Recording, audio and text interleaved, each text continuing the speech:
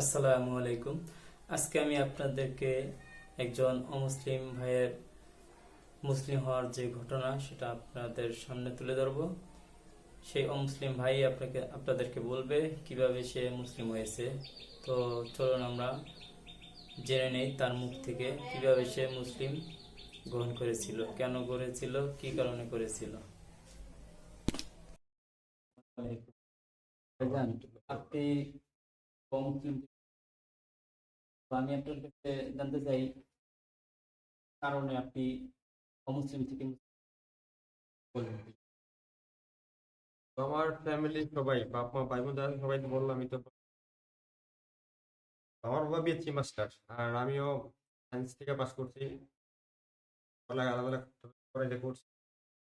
তো যেহেতু বাবা মাস্টার, বাবার স্কুল থেকে আমি মেট্রিক পাস করছি, তখন আমার ছাত্ররা রাখতো যে সবসময় পড়ো পড়ো পড়ো, পড়ালেখা করো। আমার লাইফে কোনো ফার্স্ট স্যার সেকেন্ড হয় নাই, ওইরা বিভিন্ন রকম বই পড়তাম। পরে ইসলামের ভিতরে যে আজর তোমার কাহিনীটা করে আমার একটু ই লাগলো, তখন আমি যে যাচাই বাছাই করা যায় মূর্তিগুলো ভাঙ্গা বড় টাকার ঝুলিয়ে রাখে। তখন আমি ইব্রাহিম আলাইহিস সালামের হ্যাঁ, ঘটনা, হ্যাঁ। তখন আমি ক্লাস 9-এ পড়ি। তো সায়েন্সে নতুন নতুন জিনিস আবিষ্কার হয়, তখন আমার মধ্যে প্রশ্ন থাকলো যে মানে এই ঘটনাটা আপনি কি স্কুল কলেজে পাইছেন? হাই স্কুলে লাইব্রেরি থেকে বই নিয়ে পড়ছি। ও আচ্ছা আচ্ছা, মানে কলেজের বইতে নাই, কিন্তু আপনি লাইব্রেরি লাইব্রেরি থেকে হ্যাঁ বই পড়ছেন। কালেক্ট করে পড়ছি।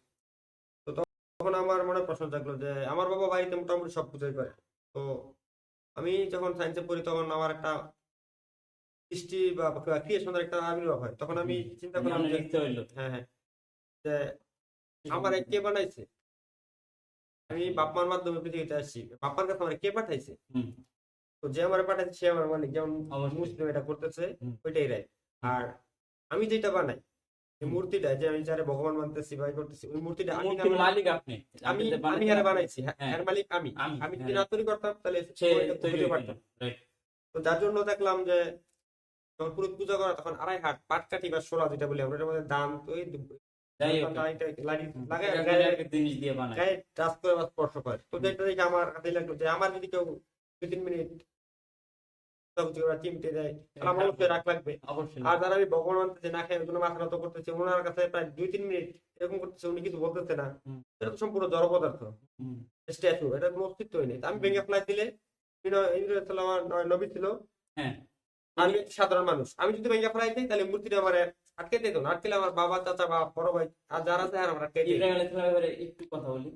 ইব্রাহিম আলাইহিস সালাম, ইব্রাহিম আলাইহিস সালামকে যখন বলা হয়েছিল যে প্রতি বছর একটা অনুষ্ঠান হইতো, ঠিক আছে, তখন ওনাকে বলছিল যে ইব্রাহিম আলাইহিস সালাম তুমি কি আমাদের সাথে যাও, মানে ইব্রাহিম আলাইহিস সালাম বলে, আমি অসুস্থ, আমি যাইতে পারবো না। তখন উনি ওই নমরুদের সময় আর কি, তখন নমরুদ ছিল বাদশা, তখন উনি থাইকে গেলেন এবং সবাই অনুষ্ঠানে গেল এবং সে মূর্তির ঘরের ভিতরে ঢুকলো, সব ভাঙা ফেলাইলো এবং যে বড় মূর্তিটা ছিল তার কান্দে পুরাটা দিল এই পর্যন্ত। হুম। তো এটা দেখে আমার একটা ই লাগলো, তখন আমি নিজে যাচাই বাছাই করলাম যে না, ওটা সম্পূর্ণ অস্তিত্বহীন, তার কোনো বেনিফিট নেই। কারণ আমার যে বানাইছে বললাম যে আগে ভাই একটা মাধ্যমে আছি, বাপ মার মাধ্যমে হইতে, কিন্তু বাপ মা আমার মালিক না। না, তো মালিক কি, না। যে আমার কাছে বাপ মার কাছে আমার পাঠাইছে, হুম, হুম। তো এই গেছে প্রকৃতি। ওই আমার মালিক। তো এটা দেখে তখন চিন্তা ভাবনা করলাম যে না, ইসলামটা একমাত্র বেস্ট, আর যা আছে সবই গ্রহণ করার মতো। যার জন্য ওরা হচ্ছে মানে মানুষের তৈরি, এটা এটা হুম, কিন্তু পবিত্র কোরআনে আল্লাহ বলছেন যে একমাত্র মনোনীত ধর্ম হলো ইসলাম। ইসলাম। আমি তোমাদের জন্য, যেমন সূরা মাইদার মধ্যে বলা হয়েছে যে আমি তোমাদের জন্য দিনকে সম্পূর্ণ করে দিলাম, মানে ইসলামকে তোমাদের জন্য সম্পূর্ণ হ্যাঁ হ্যাঁ, করে দিলাম। আর ইসলামের তো অন্য কোনো ই নেই। ইসলামের বাইরে অন্য ধর্ম নেই। আর মানুষ যত ধর্ম বানাইছে এগুলো মানুষের মন গড়া ধর্ম, এটা হ্যাঁ, আল্লাহর পক্ষ থেকে না। চিন্তা ভাবনা করে পরে আমি শুধু এটা না, আর একটা বিষয় আমি আপনাকে ক্লিয়ার করি, সেটা হলো যে আমি কালকে আমি এটা আলোচনা করছি আমার চ্যানেলে, যে আপনার এই ইহুদি এবং খ্রিস্টানরা তারা ওই ঈসা আলাইহিসসালাম না আল্লাহ দাবি করত এবং তার মাকেও আল্লাহ দাবি করত।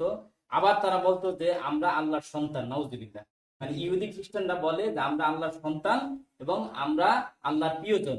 আসলে এটা কিন্তু মিথ্যা। পরে আল্লাহ তাআলা তার এই কথার জবাবে বলতে যে তোমরা যদি আমার পুত্র হতে, তোমরা যদি আমার প্রিয়জন হতে, তাহলে আমি তোমাদেরকে তোমাদের পাপের কারণে শাস্তি কেন দেই, এটা আল্লাহ প্রশ্ন করছিল।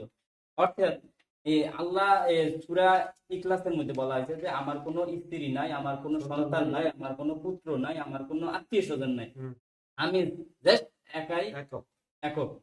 আচ্ছা, তারপর? তো এসব চিন্তা ভাবনা করে তখন আমি নিজে থেকে দেখলাম যে না, ওটা হতে ভালো লাগে না। তখন বাবার বাড়িতে মানে হিন্দু ফ্যামিলির সময়ই ওই ইসলামিক বইটি পাওয়া যেগুলো কিনে নিজে নিজে পড়তে শুরু করলাম, যেহেতু মাশাআল্লাহ। অ্যাডাল্ট বুঝি মোটামুটি চাপালো হইতেছি, বুঝতেছি, বয়স বাড়তেছে।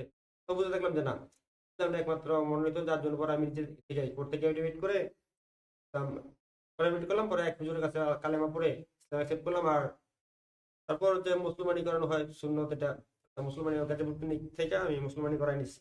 যার ধরুন তারপর এখন আল্লাহ তাআলা টিকায় রাখছেন, আলহামদুলিল্লাহ। আমি গর্বিত, আমি যে হিন্দু আপনার থেকে যে আল্লাহ কবুল করছে, মানে এটাই হিন্দু তো থেকে আপনার মুসলিমের জন্য আমি আল্লাহর কাছে বহুত শুকরিয়া সবচেয়ে। আদায় করি, বহুত হ্যাঁ। শুকরিয়া আদায় করি। আর যে মাঝে মাঝে শুকরিয়ার নামাজ পড়বেন আল্লাহর জন্য, আল্লাহ হ্যাঁ, এতে অবশ্যই আপনাকে অনেক সন্তুষ্ট। আর আজকের আলোচনা আপনারা তো শুনলেন যে গরিব হওয়াটাই বেশ, যাকে আল্লাহ গরিব রাখে তাকে আল্লাহ অধিক ভালোবাসে। 5টা কারণ বছর আগে জানা। 500 বছর আগে সে আল্লাহ তাকে জান্নাত দিতেছে, তাহলে এটা কি আল্লাহ তার ভালোবাসে না? হ্যাঁ, হ্যাঁ। তো এটাই, এর জন্য আমি আমার কাছে দোয়া চাই। আমি আমার বাপ মার জন্য দোয়া করছি। আমার বাবা বিএসসি মাস্টার, মাশাআল্লাহ। আপনি তো তো ভালো উনি, শিক্ষিত, ভালো লেখাপড়া ওনার অনেক করছেন। স্টুডেন্ট আছে ভালো ভালো পজিশনে। তো আল্লাহকে দোয়া করতেছি যেন আল্লাহ তাআলা আমি হেদায়েত দেয় বোঝার জন্য। আমি আমি আমার কথা বলি, আমি 2 মিনিট কথা বলি। আমি একজন মুসলিম হয়েও আমি কিন্তু আমার এই 2008 সালে, বুঝছেন, 2008 সালে যখন আমি মুসলিম হয়েও আমি গান শুনতাম, ছবি দেখতাম, যখন আমার ভিতরে কোরআনের জ্ঞান ছিল না, হাদিসের জ্ঞান ছিল না। আমিও ঠিক আপনার মতনই মিরপুর 10 নম্বর তো চিনেন, মিরপুর 10 নম্বর একটা লাইব্রেরি আছে, আহলে হাদিসের লাইব্রেরি, বুঝছেন। তো আমি তখন গার্মেন্টে চাকরি করতাম, ওই গার্মেন্টে গান নিজেই চালাইতাম, নিজেই ছবি দেখতে গেতাম হলে, বুঝছেন। পরে এক সময় আমি ওই যখন আমি ওই লাইব্রেরিতে যাওয়া আসা করতাম, তখন ওনারা আমাকে বললো তোমার মেমোরিটা দাও। মেমোরিটা দিলাম, দেওয়ার পরে ওনারা ফরম্যাট দিয়ে আমাকে বিষয় ভিত্তিক আলোচনা দিল, যেমন রাজ্জাক বিন ইউসুফের আলোচনা দিয়েছে, তারপরে মতিউর রহমান মাদানীর বিষয় ভিত্তিক যে আলোচনা সেগুলো দিয়েছে। তারপরে আমাকে 30 পারা কোরআন দিয়েছে, আরবি এবং বাংলা অর্থ সহকারে। ওইটা আমি তখন পুরোপুরি শুনছি, একবার সূরা ফাতিহা থেকে যখন সূরা নাস পর্যন্ত অর্থটা শুনছি, তখন আমি চেঞ্জ। তখন দেখলাম যে গান বাজনা শোনা যাবে না, দেখলাম যে ছবি দেখা যাবে না। মমিন কখনো অযথা সময় নষ্ট করতে পারে না, আল্লাহ নিজে বলতেছে মমিন অযথা সময় নষ্ট করতে পারে না, প্রত্যেকটা সময় মমিনের দাম। যেমন কেউ যদি একবার সুবহানাল্লাহ বলে, জান্নাতে একটা গাছ হবে, সে বিশাল বড় গাছ, যেটা 50,000 বছর একটা তেজি করে ধরে হলো, ছাওয়াই শেষ হবে না। তাহলে আমি এই যে একটা সেকেন্ডে আমি একটা গাছ পাইতেছি জান্নাতে, তাহলে আমি একটা সেকেন্ড আমি কেন অযথা নষ্ট করবো, ঠিক না? এই জন্য আল্লাহ বলতেছে মমিন কোন অযথা সময় নষ্ট করে না। তাহলে এই ওইখান থেকে কিন্তু আমি হিদায়ত পেতে পাই। আমি কিন্তু এর আগে কিন্তু আমি 5 ওয়াক্ত নামাজও পড়তাম না, পরে আমি কন্টিনিউ 5 ওয়াক্ত নামাজ পড়ছি। কেন? আল্লাহর ভয়ে এবং কোরআন হাদিস জানার ভয়ে। আসলে মূল জিনিসটা হচ্ছে আমাদের জ্ঞান। আমরা যখন কোরআন এবং হাদিসের জ্ঞানটা আমাদের মাতৃভাষায় শিখবো, বুঝবো, তখনই আমরা আল্লাহর চিনতে পারবো। আর তো কোনো এটাই, কথা? তো আমার জন্য দোয়া করেন। আর আমার একটা ছেলে, তার জন্য দোয়া করেন। ওর নাম কি রাখছে? মোহাম্মদ সরোয়ার ইসলাম সিয়াম। মোহাম্মদ ফরওয়ার ইসলাম সিয়াম। মাশাআল্লাহ। তাকে যেন একজন আল্লাহ, আমি তো মাদ্রাসায় সিয়াম ভর্তি মানে করতে হয় কিন্তু নাই। রোজা। হ্যাঁ, আল্লাহর গোলাম হিসেবে মানে মাদ্রাসায় পড়ানোর তৌফিক আল্লাহ আমার দেয়, সুস্থ রাখে, এটুকুই আল্লাহর কাছে চাওয়া। কারণ ইনশাআল্লাহ। আর বেশি আর কিছু আমি চাওয়া নেই। যতটুকু পারবো আমি আপনাকে হেল্প করবো ইনশাআল্লাহ। মাঝে মাঝে আপনার সাথে সাক্ষাৎ করবো। আসসালামু আলাইকুম। Thank you.